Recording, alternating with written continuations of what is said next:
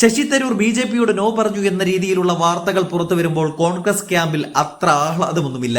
തരൂർ പോയാൽ എന്ത് ഇല്ലെങ്കിൽ എന്ത് എന്ന ലൈനിലാണ് കോൺഗ്രസ് നിൽക്കുന്നത്.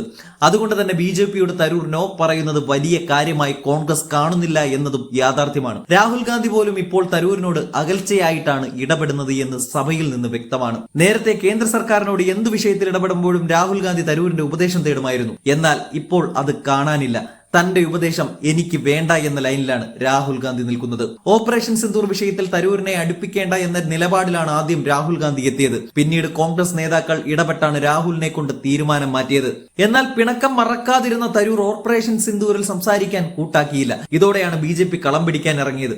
നേരെ തരൂരിന്റെ വസതിയിലെത്തിയ ബി.ജെ.പി ദൂതൻ ഔദ്യോഗികമായി തരൂരിനെ പാർട്ടിയിലേക്ക് ക്ഷണിക്കുകയായിരുന്നു. ഏറെ നാളുകളായി തുടർന്ന അഭ്യൂഹങ്ങൾക്ക് വിരാമമിട്ട് നയം വ്യക്തമാക്കി കോൺഗ്രസ് നേതാവ് ശശി തരൂർ. എന്നാൽ ഉപരാഷ്ട്രപതി സ്ഥാനത്തേക്ക് മത്സരിക്കില്ലെന്ന് പറഞ്ഞ തരൂർ ബി.ജെ.പിയിൽ അംഗത്വം എടുത്തുകൊണ്ടുള്ള ഒരു പദവിയും തനിക്ക് വേണ്ടെന്നും കേന്ദ്ര സർക്കാർ നിയോഗിച്ച പ്രത്യേക ദൂതനോട് തരൂർ പ്രതികരിച്ചിരുന്നു.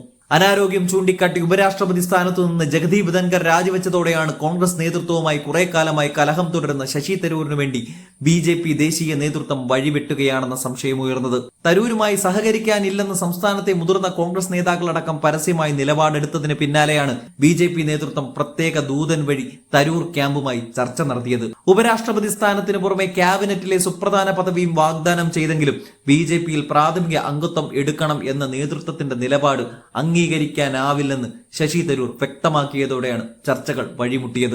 ഇതോടെ കോൺഗ്രസുമായി ഇടഞ്ഞു നിൽക്കുന്ന തരൂർ ഉടൻ ബി.ജെ.പി പാളയത്തിലേക്ക് ചേക്കേറുമെന്ന രാഷ്ട്രീയ ചർച്ചകൾക്ക് കൂടിയാണ് വിരാമമിടുന്നത്. പാർട്ടി പരിപാടികളിൽ തരൂരിനെ പങ്കെടുപ്പിക്കേണ്ടതില്ലെന്ന് കോൺഗ്രസ് നേതൃത്വം അനൌദ്യോഗികമായി തീരുമാനം കൈക്കൊണ്ടതിന് പിന്നാലെയാണ് ബി.ജെ.പിയിലേക്കില്ലെന്ന് എം.പി പ്രഖ്യാപിച്ചത്. കോൺഗ്രസ് ആശയത്തിന് വിരുദ്ധമായി തുടർച്ചയായി മോദി സ്തുതി നടത്തിയ തരൂരുമായി ഇനിയൊരു അനുനയ ചർച്ചയ്ക്കില്ലെന്ന് കോൺഗ്രസ് അറിയിച്ചതാണ്. അതേസമയം സംസ്ഥാനത്തെ കോൺഗ്രസിൽ നിർണായക സ്വാധീനം ചെലുത്തുന്ന ക്രൈസ്തവ മേലധ്യക്ഷന്മാർ ഉൾപ്പെടെ തരൂരിനായി സമ്മർദ്ദം ശക്തമാക്കുന്നത് കോൺഗ്രസ് നേതൃത്വത്തെ കുഴയ്ക്കുന്നുണ്ട്.